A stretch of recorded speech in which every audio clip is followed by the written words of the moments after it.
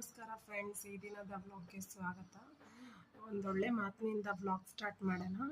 ಸಂಪತ್ತು, ವಸ್ತ್ರ, ನೆಂಟರು ಇವೆಲ್ಲವೂ ಯಾವ ಕ್ಷಣದಲ್ಲಿ ಯಾದರೂ ನಿಮ್ಮ ಕೈ ಬಿಟ್ಟು ಹೊರಟು ಹೋಗಬಹುದು.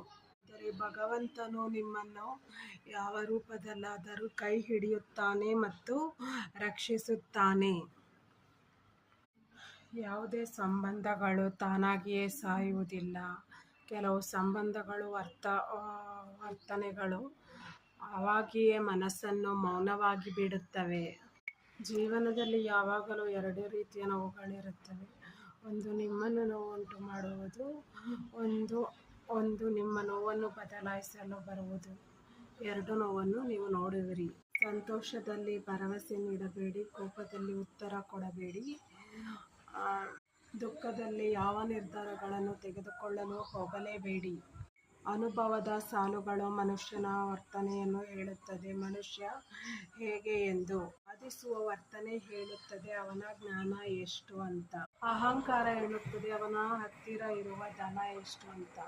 ಸಂಸ್ಕಾರ ಹೇಳುತ್ತದೆ ಅವನಿಗಿರುವ ಮನೆತನ ಎಂಥದ್ದು ಅಂತ ಅಲ್ವಾ. ಸೋಲುಗಳ ಹೊಡೆತ, ಅವಮಾನಗಳ ಹೊಡೆತ, ತಿರಸ್ಕಾರದ ಹೊಡೆತ, ಬಡತನದ ಹೊಡೆತ ಬಿದ್ದಾಗಲೇ ಮನುಷ್ಯನು ಬದಲಾಗುವುದು.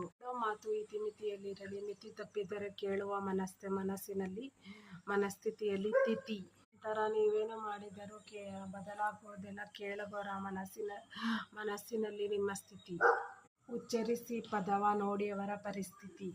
ನಾವು ಯಾವಾಗ ಕೋಪದಲ್ಲಿರುತ್ತವೆಯೋ ಆ ಸಂದರ್ಭದಲ್ಲಿ ನಾವು ಕೋಪವನ್ನು ಒಂದು ಕ್ಷಣ ತಾಳ್ಮೆಯಿಂದ ಯೋಚಿಸಿದಾಗ ತಾಳ್ಮೆಯಿಂದ ಇಟ್ಟು ಯೋಚನೆ ಮಾಡಿದಾಗ ಎಷ್ಟೋ ಸಂಬಂಧಗಳು ನಮ್ಮ ಜೊತೆ ಉಳಿಯುತ್ತವೆ.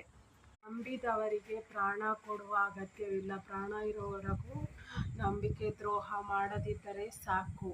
ನೇರವಾಗಿ ಇದ್ದುದನ್ನು ಇದ್ದುದ ಹಾಗೆ ಮಾತಾಡುತ್ತಲೇ ಇರು. ಆವಾಗ ನಿನ್ನ ಬಳಿ ನಿನ್ನ ಜೊತೆ ಯಾರೂ ಇರುವುದಿಲ್ಲ. ಸುಳ್ಳು ಹೇಳುವುದನ್ನು ಕಲ್ಪಿಸಿಕೊಂಡು ನಾಟಕ ಮಾಡಿಕೊಂಡು ಇರು. ಆಗ ನಿನ್ನ ಹಿಂದೆ ದೊಡ್ಡ ಕುಂಟೆ ಸುತ್ತುತ್ತಿರುತ್ತದೆ. ಒಬ್ಬರ ಅವಶ್ಯಕತೆಗೆ ನೆರವಾಗು, ಆದರೆ ನಿನ್ನ ಅವಶ್ಯಕತೆಗೆ ಯಾರನ್ನು